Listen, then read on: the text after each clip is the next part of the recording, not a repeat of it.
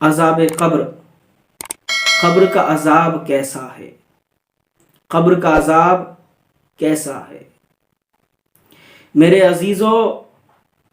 آپ کو معلوم نہیں قبر کا عذاب اتنا خطرناک ہے، اتنا خطرناک ہے، بہت زیادہ خطرناک ہے۔ جب تک آپ دنیا میں رہتے ہیں، جب تک آپ دنیا میں زندگی گزارتے ہیں تو آپ کے ساتھ میں آپ کے بچے بھی ہوتے ہیں، آپ کے ساتھ میں آپ کی بیوی بھی ہوتی ہے، آپ کے ساتھ میں آپ کے باپ بھی ہوتا ہے، آپ کے ساتھ میں آپ کی ماں بھی ہوتی ہے، پورا خاندان، پورا پریوار ہوتا ہے، دولت، شہرت، پراپرٹی، سب کچھ آپ کے پاس ہوتا ہے۔ لیکن یہ کب تک رہتا ہے؟ میرے عزیزوں، نوجوان ساتھیوں، آپ نے کیا یہ سمجھا کہ ان بچوں کو ہم چھوڑنے والے ہیں؟ ان بچوں کو ایک دن ہم چھوڑ کے چلے جائیں گے، اس خاندان کو، اس پریوار کو چھوڑ کے چلے جائیں گے۔ کیا آپ نے کبھی یہ نہیں سوچا کہ پریوار کو چھوڑنا ہے، گھر والوں کو چھوڑنا ہے، بیٹوں کو چھوڑنا ہے، بیٹیوں کو چھوڑنا ہے، شریک حیات جس کو ہم بیوی کہتے ہیں اس کو بھی چھوڑنا ہے، ہمیں پراپرٹی بھی چھوڑنا ہے، ہمیں زمین بھی چھوڑنی ہے، ہمیں دولت، شہرت، گھر بھی چھوڑنا ہے، ساری چیزوں کو چھوڑ دیں گے۔ کب چھوڑیں گے؟ جب آپ کو موت آ جائے گی، جب آپ اس دنیا سے چلے جائیں گے، جب آپ کو اس دنیا سے جانے کا وقت آ جائے گا، جب آپ کو اس دنیا سے لے جانے کے لیے، آپ کی روح قبض کرنے کے لیے حضرت اسرائیل علیہ السلام کو بھیجا جائے گا، جب آپ کی روح قبض کرنے کے لیے اللہ تبارک و تعالیٰ کا حکم ہوگا کہ اے اسرائیل، اے میرے فرشتے چلا جا، اے ملک الموت چلا جا، آج اس فلاں انسان کی تجھے روح قبض کرنی ہے۔ اس میں ہمارا بھی نمبر آ گیا۔ تو ہم نے دنیا میں کیا کیا تھا؟ ہم نے دنیا میں یہی کیا تھا کہ جب جب جو ہے اللہ کے ذکر کی بات آئی، جب جب اللہ اس کے رسول کے احکام کی بات آئی، جب جو ہے اسلام کی بات آئی، جب قرآن اور حدیث کی بات آئی، جب نماز کی بات آئی، میرے ملت کے نوجوانوں، مذہب اسلام کے مقدس شہزادوں، آپ کو جو ہے مرنے کے بعد جو ہے آپ کو نہ دولت بچا سکتی ہے، آپ کو جو ہے مرنے کے بعد جو ہے قبر کے اندر جو ہے جو عذاب قبر ہے، جو قبر کا عذاب ہے، آپ کو نہ تو عذاب قبر سے چھٹکارے کے لیے نہ تو دولت وہاں پر مانگی جائے گی، نہ شہرت وہاں پر مانگی جائے گی، کسی چیز کو نہیں پوچھا جائے گا۔ اگر آپ سے پوچھا جائے گا تو یہی پوچھا جائے گا، کیا تو نے اللہ کے لیے اہم نماز کو پڑھا تھا؟ کیا تو نے اللہ کی عبادت و ریاضت کی تھی؟ کیا تو نے اللہ کے حکم کو مانا تھا؟ کیا تو نے اللہ اس کے رسول کے باتوں پر عمل کیا تھا؟ کیا تو نے اللہ اس کے رسول کا ذکر کیا تھا؟ کیا تو نے اچھی بات کی تھی؟ کیا تو نے دین کے لیے کوئی کام کیا تھا؟ لیکن جب ہمارے پاس جو ہے یہ سارے کام نہیں ہوں گے، جس کی وجہ سے ہماری جو ہے قبر کے اندر جو ہے عذاب قبر میں جو ہے ہم مبتلا ہو جائیں گے۔ قبر کے اندر مولا تبارک و تعالی ہم سے پوچھے گا، اے بندے میں نے تجھے کس لیے بھیجا تھا؟ اللہ بیان فرماتا ہے، اے بندے سن لے میں نے تجھے اپنی عبادت کے لیے بھیجا تھا۔ تبھی تو اللہ تبارک و تعالی قرآن مقدس میں بیان فرماتا ہے، وما خلقت الجن والانس الا لیعبدون۔ اللہ تبارک و تعالی نے اس انسان کی تخلیق اس لیے کی ہے، انسان کو اس لیے بنایا تاکہ وہ اللہ کی بندگی کو جو ہے کرے، اللہ تبارک و تعالی کی عبادت و ریاضت کرے۔ اللہ نے جن اور انسان کو اس لیے ہی بنایا تاکہ وہ اس کی عبادت کرے، تاکہ اللہ کی عبادت کرے، تاکہ اللہ کے ذکر و اذکار کو کرنے میں مشغول ہو جائے، تاکہ وہ نمازوں کی پابندی کر لے، تاکہ وہ قرآن اور حدیث کو پڑھ لے۔ میرے ملت کے نوجوانوں، مذہب اسلام کے مقدس شہزادوں، ایک واقعہ میں آپ کے سامنے رکھوں۔ ایک انسان ایسا ہے کہ جس کو قبر کے اندر جو ہے اس کو بہت جو ہے عذاب ہو رہا ہے۔ وہ بندہ جب جو ہے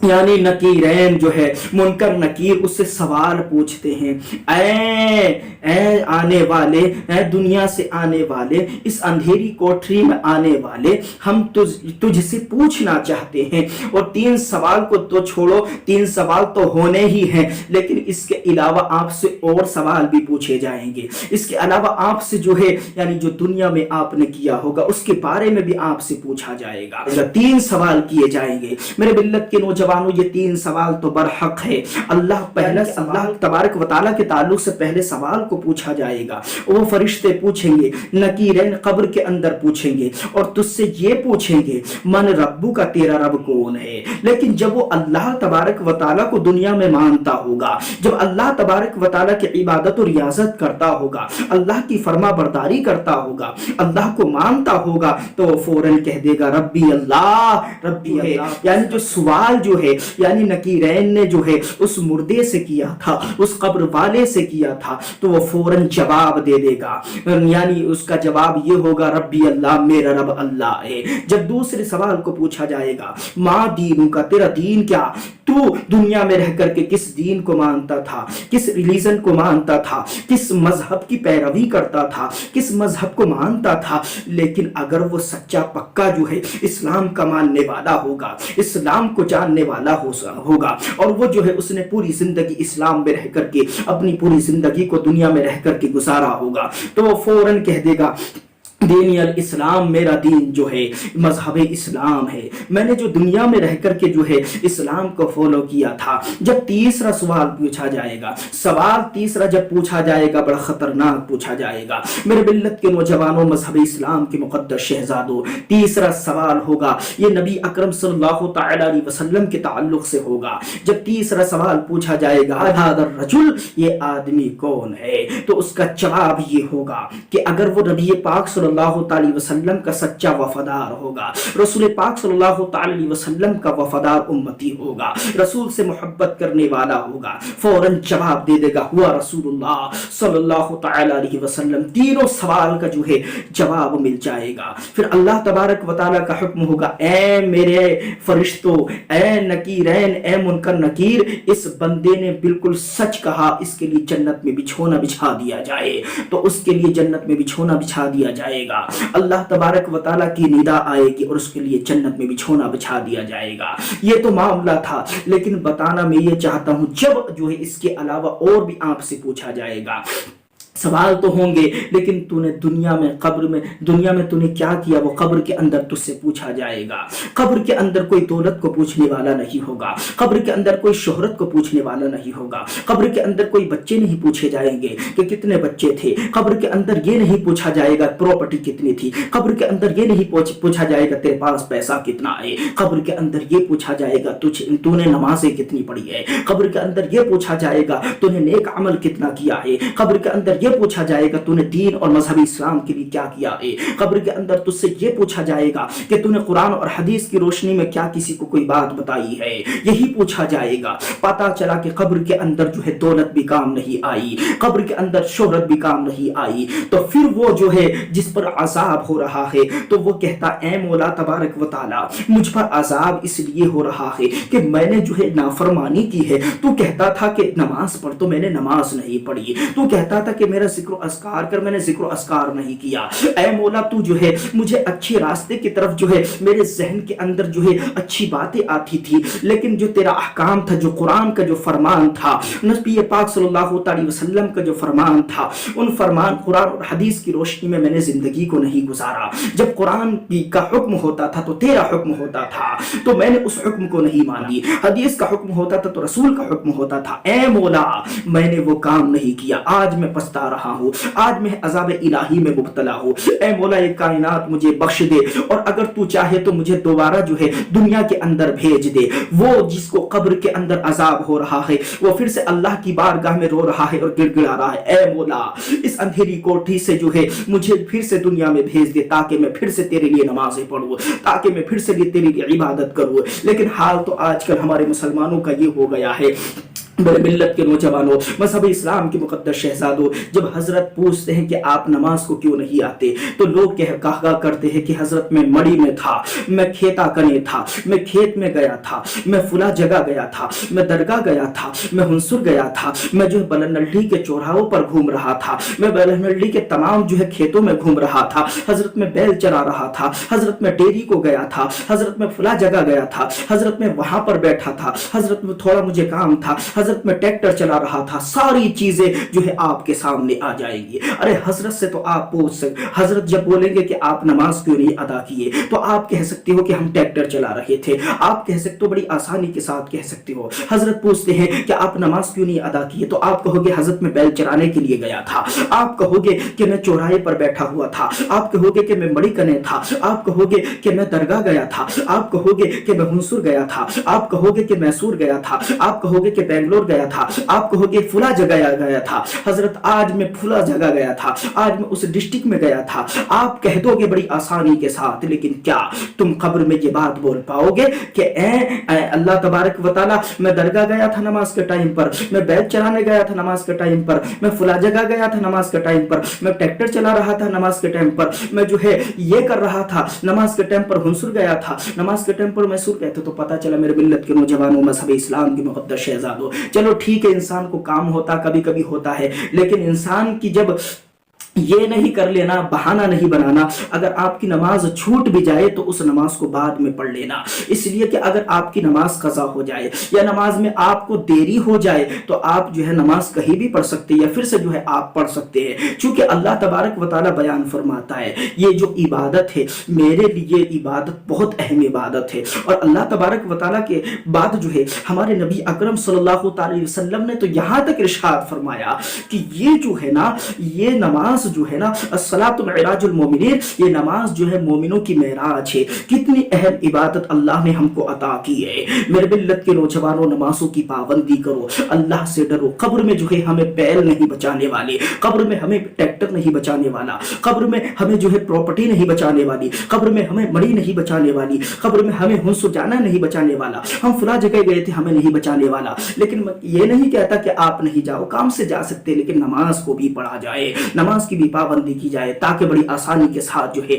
آپ کا جو ہے حساب و کتاب قبر کے اندر ہو جائے۔ میرے ملت کے نوجوانوں، مذہب اسلام کے مقدس شہزادوں، آپ کو معلوم نہیں پھر اس کے بعد وہ عذاب میں جب وہ بندہ جو ہے مبتلا ہوتا ہے، وہ جو قبر کے اندر جس پر عذاب ہو رہا ہے، وہ اللہ سے کہہ رہا ہے اے اللہ پھر سے مجھے دنیا میں بھیج دے، تاکہ پھر سے تیرے لیے نماز پڑھوں، تاکہ پھر سے تیری عبادت کروں، ذکر و اذکار کروں، اچھے کام کروں، صدقہ خیرات کروں۔ اے مولا پھر سے بھیج دے تاکہ تیرے دین کا کام کروں، تاکہ تیرے دین کی راہ میں خرچ کرو۔ پھر اللہ کہتا ہے کہ نہیں نہیں، اب تیرا جو ہے صرف ایک ہی بار تجھ کو بھیجا تھا، اب دوبارہ تجھے جو ہے دنیا میں نہیں بھیجا جائے گا۔ اللہ اکبر کبیرہ، وہ قبر والا جس پر عذاب قبر ہو رہا ہے، جس پر جو ہے قبر کے اندر عذاب ہو رہا ہے، وہ بندہ اللہ سے رو رو کر کے گڑ گڑا کر کے دعا کر رہا ہے کہ پھر سے جو ہے مجھے نمازوں کے لیے دنیا میں بھیج دیا جائے، اچھے کام کرنے کے لیے، اچھے اعمال کرنے کے لیے دنیا میں بھیج دیا جائے۔ لیکن اللہ کہتا ہے کہ دنیا میں صرف ایک ہی بار موقع ملے گا۔ ارے میرے ملت کے نوجوانوں، مذہب اسلام کی مقدس شہزادوں، یہ دنیا کی زندگی بڑی قیمتی ہے، ایک ٹائم بڑا قیمتی ہے، یہ جو ایک ایک سیکنڈ ہے نا ہماری زندگی کے لیے بہت اہم حصہ ہے۔ ایک ایک سیکنڈ میں اللہ کو یاد کرو، ایک ایک سیکنڈ میں اچھا کام کر لو، ایک ایک منٹ میں اللہ کو یاد کر لو۔ یہ ایک ایک سیکنڈ جو ہے ہمارے لیے بڑی قیمتی ہے،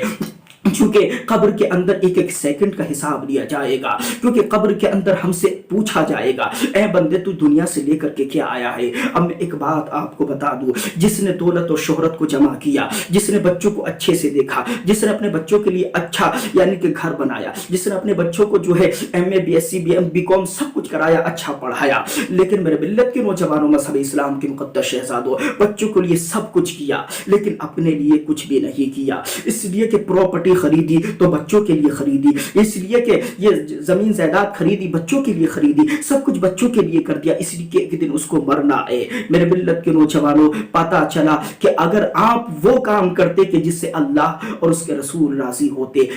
وہ کام کرتے کہ جس سے اللہ راضی ہو جاتا، وہ کام کرتے کہ جس کے ذریعے ہمارے اسلام اور دین کو فائدہ ہوتا۔ میں یہ نہیں کہتا کہ بچوں کو پڑھانا نہیں چاہیے، میں یہ نہیں کہتا کہ بچوں کو جو ہے اچھی تعلیم نہیں دینی چاہیے، بچوں کو اچھی تعلیم دینی دینی چاہیے. اس کے ساتھ ساتھ جو ہے اپنی دنیا میں جو ہے اپنی آخرت کو خراب نہ کرو. سب کچھ جو ہے یہی نہیں ہے, سب کچھ یہی نہیں ہے, بلکہ آپ جو ہے اپنے بچوں کو پڑھانے کے ساتھ ساتھ, اچھی تربیت دینے کے ساتھ ساتھ, اچھا علم سکھانے کے ساتھ ساتھ جو ہے اپنے لیے بھی کچھ کرنا چاہیے. اپنے لیے بھی دنیا میں جو اچھے کام کرنے چاہیے, ذکر و اذکار کرنے چاہیے, اپنے لیے بھی نمازوں کو اکٹھا کرنا چاہیے, تاکہ جو ہے آپ جو ہے قبر میں جو ہے عذاب قبر سے دور ہو جائے. قبر کے عذاب سے اللہ تبارک و تعالی آپ کو دور کر دے. میرے ملت کے نوجوانوں, پتا چلا کہ جس نے سب کچھ اپنے بچوں کے لیے کیا, ایک دن اس کا جو ہے وصال ہو جاتا ہے, ایک دن جو ہے اس کو موت آ جاتی ہے, ایک دن وہ دنیا سے چلا جاتا ہے. گھر والے بچے جو ہے سارے لوگ رو رہے ہیں, بیوی بھی رو رہی ہے, بچے بھی رو رہے ہیں, دادا بھی رو رہے ہیں, دادی بھی رو رہی ہے, ماں بھی رو رہی ہے, باپ بھی رو رہا, پورا خاندان والے جو ہے اہل دوست و احباب سارے لوگ جو ہے رو رہے ہیں. میرے ملت کے نوجوانوں, مذہب اسلام کے مقدس شہزادوں, ایسے مقام پر سارے لوگ رو رہے ہیں, لیکن پتا چلا کہ کچھ دن کے لیے آپ ان کے لیے ایک ایسے چیز تھے, کچھ دن کے لیے آپ ان کے لیے بہتر اسباب بنے ہوئے تھے, کچھ دن کے لیے جو ہے آپ ان کے لیے سب کچھ بنے ہوئے تھے, کچھ دن کے لیے آپ نے سب کچھ ان کے لیے کیا, سب کچھ ان کے لیے کیا, ساری دولت شہرت سب کچھ ان کے لیے جمع کیا, ان کو پڑھایا لکھایا. لیکن آج جو ہے آپ کا آخری دن ہے, آج آپ کو جانا ہے اس جگہ پر, اس مقام پر جانا ہے کہ جہاں پر جو ہے آپ کو ہمیشہ رہنا ہے. اس کے بعد جب اللہ کا حکم ہوگا, قیامت کا دن آئے گا, تو جب اللہ کے حکم سے قبر میں سے جو ہے سارے لوگ اٹھیں گے, پھر اس کے بعد میرے ملت کے نوجوانوں, مذہب اسلام کے مقدس شہزادوں, جو قبر ہمارا جو ہے اوریجنل گھر ہے, جو قبر ہمارا اوریجنل گھر ہے, آپ آج جو ہے مرنے کے بعد جو اوریجنل گھر میں جا رہے ہیں. کچھ جو ہے ٹائم آپ کو گھر میں رکھتے ہیں, ایک دن بھی آپ کو ٹائم صحیح کر کے نہیں دے پا رہے ہیں. اور اس زمانے میں تو ایک دن بھی جو ہے موتا کو نہیں رکھ پا رہے ہیں, یعنی کہ ایک دن بھی جو ہے میت کو نہیں رکھ پا رہے ہیں, جلدی سے دفن کر دیتے ہیں. میرے ملت کے نوجوانوں, ایک دن بھی آپ کو نہیں رکھ پاتے ہیں, زیادہ ٹائم آپ کو گھر میں نہیں رکھ پاتے ہیں. اس کے بعد جو ہے آپ کو غسل کر دیا جاتا ہے, اور غسل دینے کے بعد جو ہے سارے لوگ جو ہے آپ کو جو ہے مسحری کے اندر رکھتے ہیں, جس کو ہم اس زبان میں یعنی جنازہ کہتے ہیں. جنازے کے اندر جو ہے رکھ دیا جاتا ہے, مسحری کے اندر جو ہے اس مردے کو رکھ دیا جاتا ہے, اور رکھنے کے بعد نہلانے دھولانے کے بعد جب رکھ دیا جاتا ہے تو کیا ہوتا ہے, پھر اس کے بعد ٹائم ہو جاتا ہے, سارے لوگ کہتے ہیں, اور جب اناؤنسمنٹ پہلے ہی ہو جاتا ہے کہ فلاں نماز کے بعد,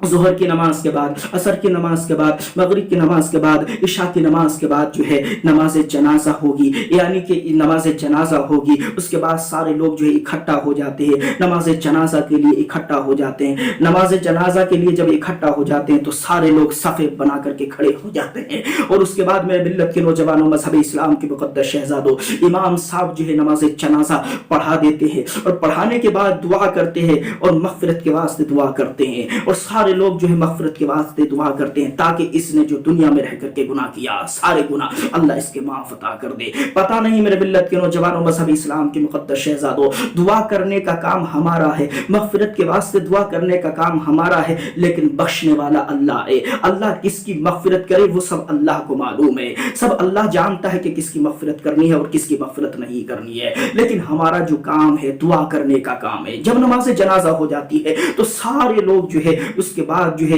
یعنی کہ نماز جنازہ سے جو ہے فارغ ہونے کے بعد ایک 4 لوگ آتے, اور 4 لوگ آنے کے بعد جو ہے اس کو اٹھاتے ہیں,